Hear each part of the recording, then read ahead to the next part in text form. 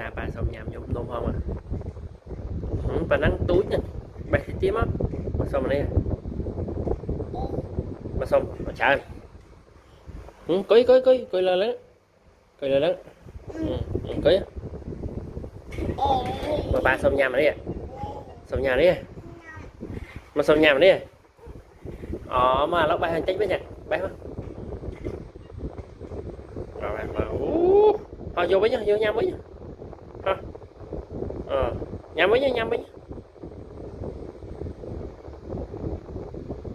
vô nhà với nhau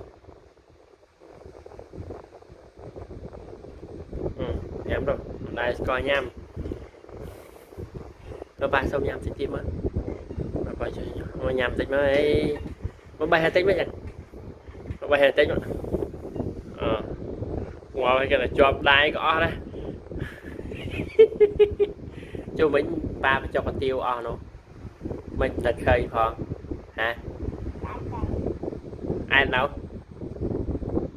đây cũng chân thật rộng lấy ba xong mà nắng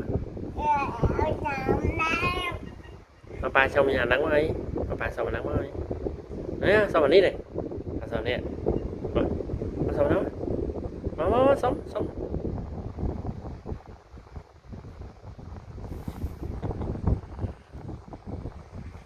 ba xong nè bye bye đó bye bye